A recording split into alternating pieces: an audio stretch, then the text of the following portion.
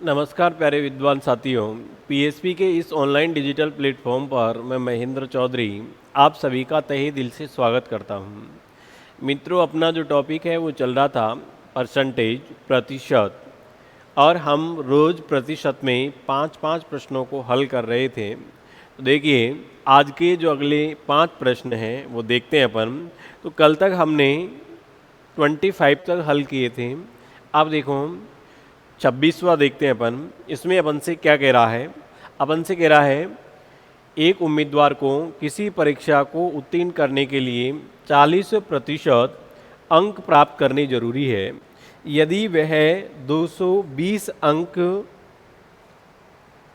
प्राप्त करने वाला उम्मीदवार जो है, देखो आगे कह रहा है यदि 220 अंक प्राप्त करने वाला उम्मीदवार 20 अंकों से अनुत्तीर्ण हो गया हो, ठीक है, तो उस परीक्षा में अधिकतम अंक क्या थे ये अपन को ज्ञात करना है। तो देखते हैं। देखो अपन से कह रहा है एक उम्मीदवार को किसी परीक्षा उत्तीर्ण करने के लिए 40% अंक लाने जरूरी है। इसका मतलब ये है कि पासिंग मार्क जो है वो भाई क्या है, 40% है। जो भी विद्यार्थी 40% लाएगा, बताओ वो परीक्षा में क्या हो जाएगा, पास हो जाएगा। तो मैं यहाँ लिखता हूँ कि परीक्षा का जो उत्तीर्णांक है वो है 40%। ठीक, जो भी 40 लाएगा वो क्या हो जाएगा, पास हो जाएगा। ठीक है, आगे देखते हैं। यदि 220 अंक प्राप्त करने वाला उम्मीदवार, तो ये कोई उम्मीदवार है ये वाला, और ये जो उम्मीदवार है, बताओ इस उम्मीदवार ने कितने अंक प्राप्त किए हैं? तो अपन को दे रखा है कि 220। ठीक है, तो ये 220 लिखा। 220 अंक प्राप्त करने वाला उम्मीदवार 20 अंकों से अनुत्तीर्ण हो गया। इसका मतलब ये कितने अंक से अनुत्तीर्ण हो रहा है? 20 अंक से फेल हो रहा है। अनुत्तीर्ण का मतलब फेल हो रहा है। मान लो अगर मैं ये 220 में 20 जोड़ दूं तो ये वाला उम्मीदवार भी पास होगा या नहीं होगा? तो ये भी क्या हो जाएगा, पास हो जाएगा। तो आपको एक ही चीज़ ध्यान रखना है। इस प्रकार के प्रश्नों में मैंने आपको पहले भी बताया था कि जो भी फेल होगा उसको फेल नहीं करना है, सारे पप्पू पास करने हैं। सारे पप्पू क्या करने हैं? पास करने हैं। तो यहाँ देखो, अगर मैंने इसमें 20 जोड़ दिया तो ये पप्पू भी पास हो जाएगा, और पास होगा इसका मतलब किसके बराबर आ जाएगा? 40% के। तो 40% बराबर 220 में 20 ऐड करूंगा तो 240। तो 1% बराबर में क्या होगा? तो 1% बराबर होगा 240 बटे में 20। और जब बटे में 40, 220 बटे में ये कितना है? 40 है। जब 1% बराबर ये होगा तो बताओ अपन से क्या पूछ रहा है? उस परीक्षा में अधिकतम अंक क्या थे? तो अधिकतम यानी कुल ज्ञात करने हैं, तो उसके लिए किससे मल्टीप्लाई करेंगे? 100 से। तो 0 से 0 कैंसिल, 4 का भाग देंगे 24 में 6 बार गया, 6 को 100 से मल्टीप्लाई करूंगा तो 100। तो बताऊं परीक्षा में जो अधिकतम अंक थे वो अधिकतम अंक कितने थे? तो भाई अधिकतम अंक थे 600। यानी कितने नंबर का पेपर था? 600 नंबर का था। और यही हमसे पूछा है, तो हमारा आंसर जो होगा वो क्या हो जाएगा? ऑप्शन नंबर सी हो जाएगा। ठीक है, वैसे इंपॉर्टेंट प्रश्न है जो परीक्षा में कभी उत्तीर्ण पूछेगा, कभी अनुत्तीर्ण पूछेगा, कभी कुल संख्या पूछेगा, कभी अपन से किसी का प्रतिशत ज्ञात करवाएगा। जैसे मान लो अपन कक्षा 10 में पढ़ते थे तो कितने % अपन ने बनाए, तो उस प्रकार से परसेंटेज भी अपन से निकलवाता है। तो जैसा भी प्रश्न में पूछें तो देख लेंगे, लेकिन आपको एक चीज़ हमेशा ध्यान रखनी है कि कुछ भी हो जाए पप्पू को पास करना है। क्या करना है? पप्पू को पास करना है, बस बात खत्म है। देखो इसमें क्या कह रहा है? इसमें कह रहा है किसी परीक्षा का उत्तीर्णांक 33% है। ठीक है, अब देखो परीक्षा जो है उसका उत्तीर्णांक है, और उत्तीर्णांक जो है वो है भाई कितना? 33% है। तो ये लिखा मैंने 33% है। अतुल ने 150 अंक प्राप्त किए हैं। अब बताओ अतुल ने कितने प्राप्त किए हैं? तो अतुल जो है उसने अंक प्राप्त किए भाई 150, और 150 अंक प्राप्त करने के बाद में वह 48 अंक से क्या हो जाता है? फेल हो जाता है। यानी ये अतुल बताओ कितने अंक से फेल हो रहा है? 48 से। तो मैंने अभी आपको कहा कि जो भी फेल होगा उसको क्या कर देना है, पास कर देना है। तो यहाँ देखते हैं, तो 33% उत्तीर्णांक है, यानी जो भी 33% लाएंगे वो पास हो जाएंगे। अतुल 150 ही लाया, ठीक है, और 48 से फेल हो गया। 48 अगर मैं इसमें जोड़ दूंगा तो बताओ अतुल भी पास होगा कि नहीं होगा? अतुल पास होगा तो ये किसके बराबर हो जाएगा, यानी कितने अंक आएंगे, 198। और 198 जो है वो किसके बराबर है, 33% के। तो 33% बराबर 198 है, तो बताओ 1% बराबर क्या होगा, तो 198 बटे में 33। तब 1% बराबर ये है, तो बताओ कुल के लिए किससे गुणा करूँगा, 100 से। अब देखो 33 से 198 कटेगा क्या, बिल्कुल कटेगा। तो देखो कितनी बार कटेगा, तो 6 तिये 18 और 6 तिये 18 और 1 19, यानी 6 बार कट जाएगा। तो कुल पूर्णांक, परीक्षा का जो कुल पूर्णांक था, ठीक है, वो था, ये कितने नंबर का पेपर था, 600 नंबर का था। ध्यान रखना ये अपना आंसर नहीं आया है। देखो प्रश्न को ध्यान से पढ़ते हैं आगे। अतुल ने 150 अंक प्राप्त किए और वह 48 अंक से फेल हो गया। तो बताओ अतुल ने कितने प्रतिशत अंक प्राप्त किए। इसका मतलब हमको ये बताना है कि भाई ये जो अतुल है, ये अतुल कितना प्रतिशत अंक प्राप्त कर रहा है। तो देखते हैं। अब देखो जैसे अपन कक्षा 10 में पढ़ते थे तो वहाँ परसेंटेज किस प्रकार से निकालते थे भाई, जैसे 600 नंबर का पेपर हुआ, 600 में से अपने आए 300 नंबर, तो इसका मतलब आधा 50% बनी। लेकिन निकालते कैसे थे, तो नीचे कितने नंबर का पेपर होता था उसको लिखते थे, ऊपर कितने अपन ने प्राप्त किए वो आता था ऊपर, और परसेंटेज ज्ञात करना होता था, इसलिए 100 से गुणा कर देते थे। तो वैसे यहाँ करेंगे। बताओ पेपर कुल टोटल कितने नंबर का है, 600 का, वो आएगा नीचे। अब 600 में से अतुल कितना लाया, तो अतुल लाया है 150, तो यहाँ लिखा 150, और प्रतिशत ज्ञात करना है, तो बताओ किससे गुणा करूँगा, 100 से। तो देखो 2 जीरो से 2 जीरो कैंसिल, और कट रहा है, बिल्कुल कट रहा है। देखो 6 से काटूंगा मैं तो ये कटेगा, 6 दूनी 12, 3 बच गए, 6 पंजे 30, इसका मतलब 25%। तो बताओ हमारा जो आंसर होगा वो क्या हो जाएगा, 25%। अतुल ने कितने अंक प्राप्त किए हैं, 25%। तो ये हमारा बताओ क्या होगा, आंसर होगा।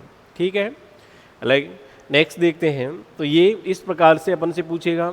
कभी कभार कोई यहाँ दो व्यक्तियों की आपस में तुलना करेगा, एक किसी से ज़्यादा लाएगा, एक किसी से कम लाएगा, तो फिर ध्यान रखना ऐसी अवस्था में दोनों समीकरण का मान हम बराबर करके फिर उसको निकालते हैं अपन। तो देखते हैं जैसे जैसे आएंगे प्रश्न वैसे वैसे अपन हल करते चलेंगे। नेक्स्ट देखते हैं अगला प्रश्न। देखो इसमें अपन से क्या कह रहा है, इसमें कह रहा है राम ने अपने वेतन का 20% बड़े पुत्र को, 30% पुत्री को, 20% अपनी पत्नी को तथा 10% दान कर दिया।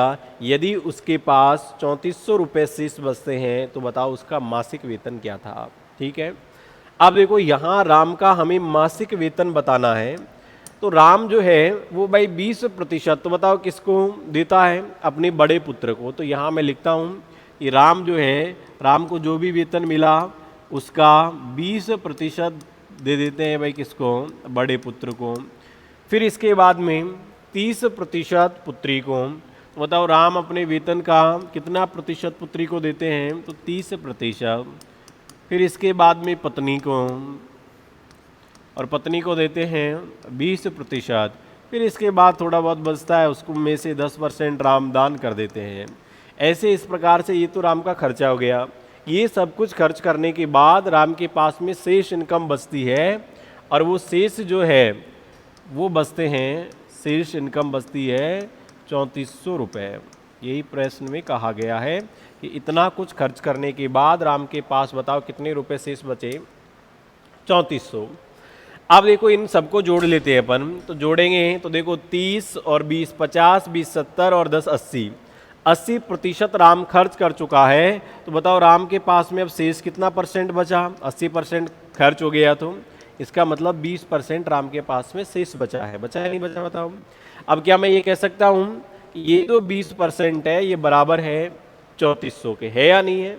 तो 20% बराबर है भाई 3400 रुपये, तो बताओ 1% बराबर में क्या होगा, तो ये होगा 3400 बटे में 20, और जब 1% बराबर में ये है, प्रतिशत का मामला है, तो बताओ किससे गुणा करेंगे, 100 से।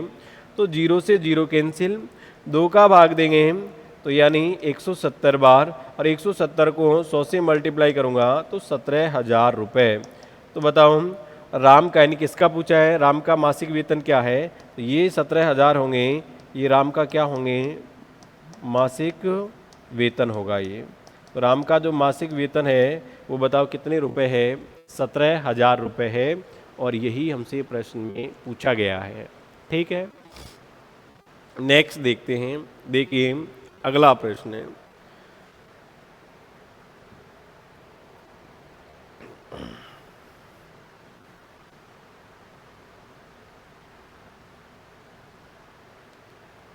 देखो इसमें अपन से क्या कह रहा है, बलवीर अपनी आय का 20% बच्चों की शिक्षा पर।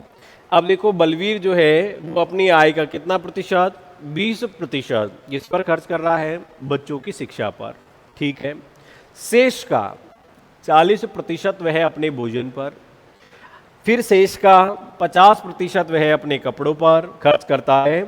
यदि उसकी वार्षिक बचत 14,400 रुपये हो तो बताओ उसकी मासिक आय क्या है, यानी अपन को उसकी मासिक आय बतानी है। अब देखो यहाँ ध्यान से, पिछले वाले प्रश्न में और इस वाले प्रश्न में आपको कुछ अंतर दिखाई दे रहा है, बिल्कुल अंतर है। और वो अंतर क्या है कि वहाँ तो सीधा सीधा दिया था कि राम अपनी आय का इतना % बड़े पुत्र को देता है, इतना पुत्री को देता है, इतना पत्नी को दे देता है, उसके बाद में ये दान कर देता है, उसके बाद में ये शेष बचता है। ठीक, यानी शेष लास्ट में बचता है, वो बात करी थी। ये हर बार कर रहा है कि बलवीर अपनी आय का 20% तो बच्चों की शिक्षा पर खर्च करता है, फिर शेष का, तो इन दोनों में अंतर है, ध्यान रखना। अब मैं 2 तरीके से बताता हूँ। देखो इसको, एक तो अपन परसेंटेज के हिसाब से 100 मान के हल करते हैं, वैसे भी आप हल कर सकते हो। अब वैसे हल कैसे करोगे, तो परसेंटेज का मामला 100 होता है, तो बलवीर अपनी आय का 20% बच्चों की शिक्षा पर। तो बताओ बलवीर जो है वो अपनी आय का 20% किस पर खर्च करता है, बच्चों की शिक्षा पर, और शिक्षा पर खर्च करता है 20%। तो बताओ अब शेष क्या बचेगा, तो भाई 20% प्रतिशत का मामला है तो 100 लेके चलेंगे अपन। अब 100 में से 20 खर्च कर दिए, तो बताओ शेष क्या बचा, तो शेष बचा 80%। ठीक है, ये इसको 80 मान लो, एक ही बात है। ठीक, बाद में एक साथ ही लगा देंगे अपन प्रतिशत, तो 80 शेष बच गया। अब देखो इसमें से कह रहा है शेष का 40% वह है अपने भोजन पर, यानी ये जो शेष बचा है इसका 40% बताओ किस पर खर्च कर रहा है, भोजन पर।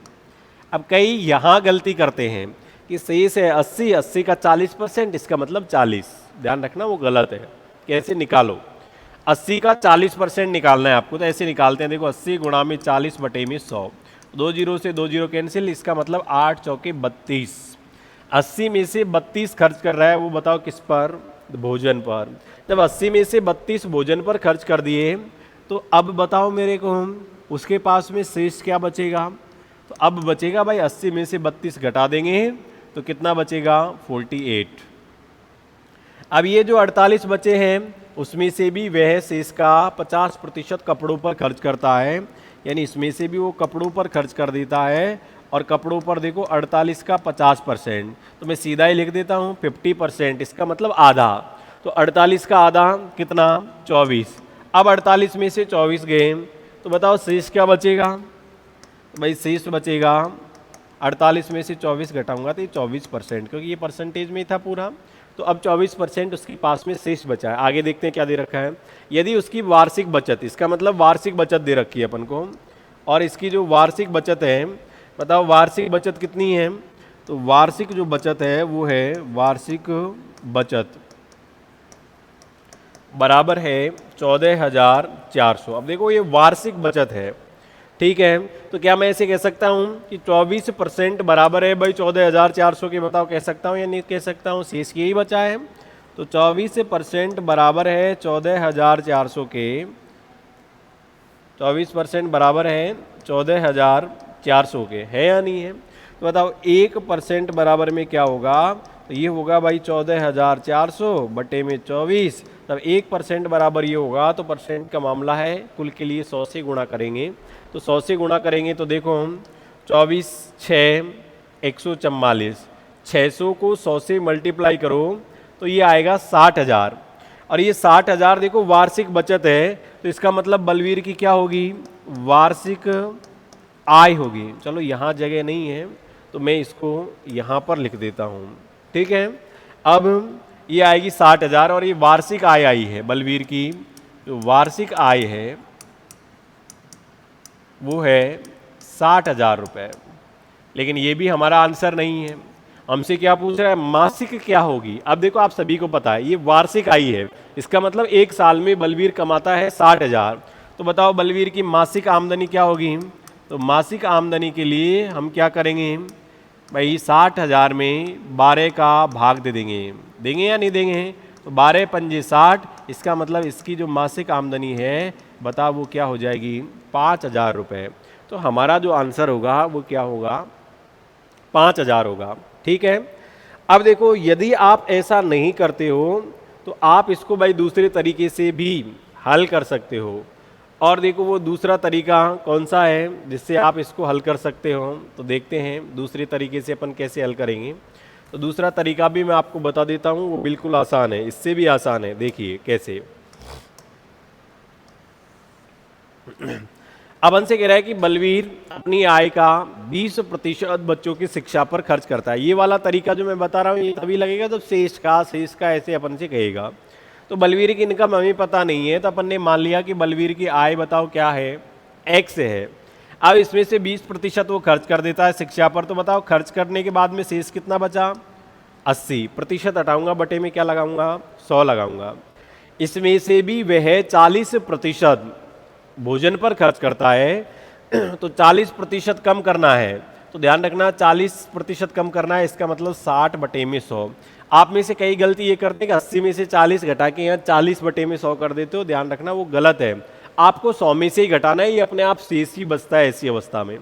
अब ये देखो बलवीर के पास में वर्तमान में ये शेष बचा है, इसका भी वह 50% कपड़ों पर खर्च करता है, तो बताओ उसके पास में इसका कितना बचेगा, 50% ही बचेगा।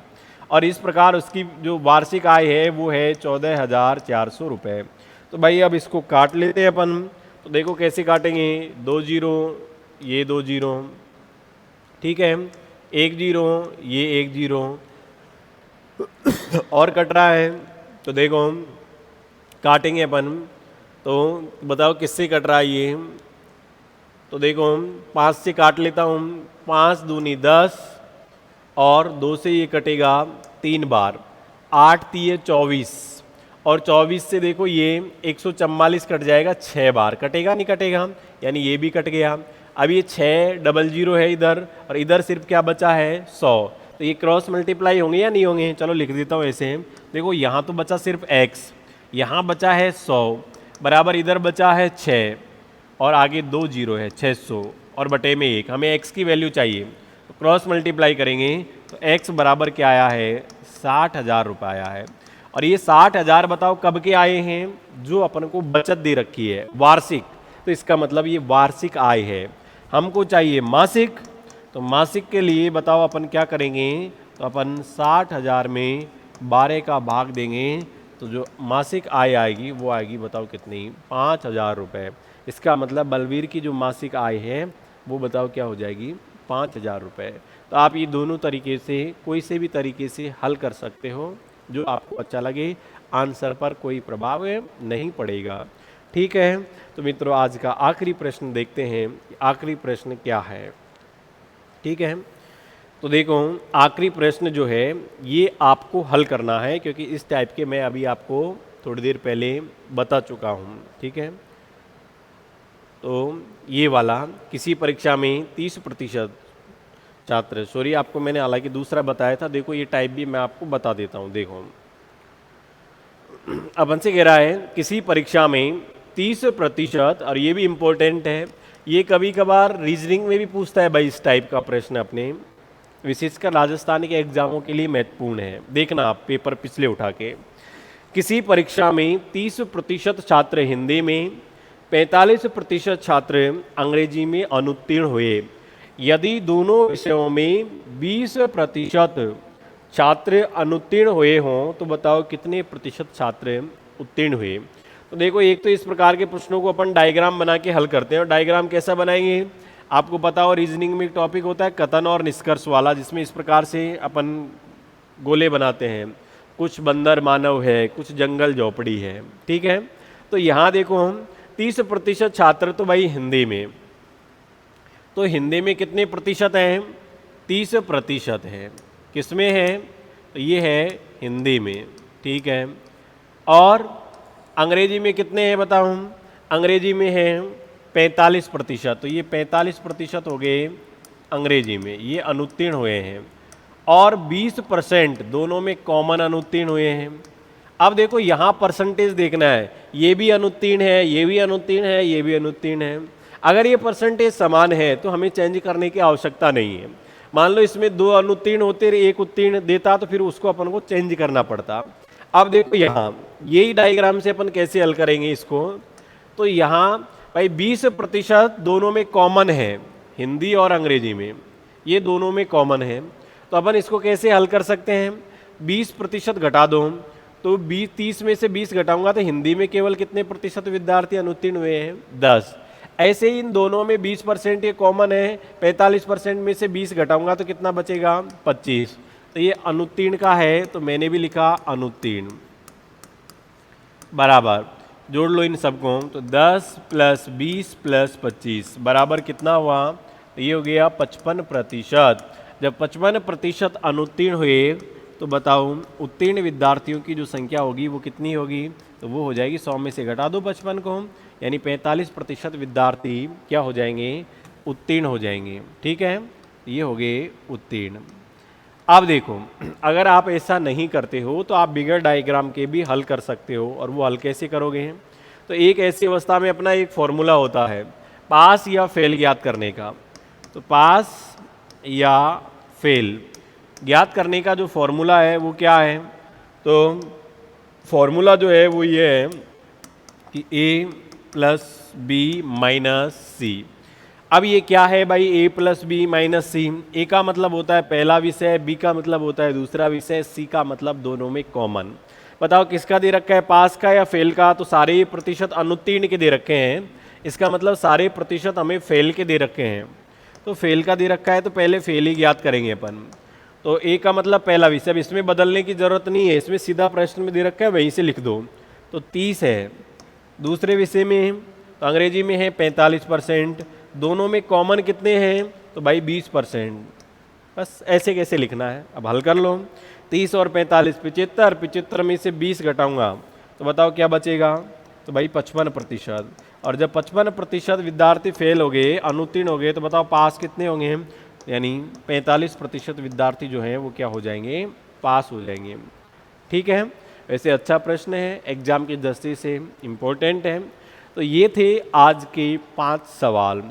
अब अपनी क्लास का समय समाप्त होता है, वापस अपनी मुलाकात इसी मोड पर होगी, कल वापस फिर से मिलते हैं। तब तक आप सभी साथियों को धन्यवाद। जय श्री कृष्णा।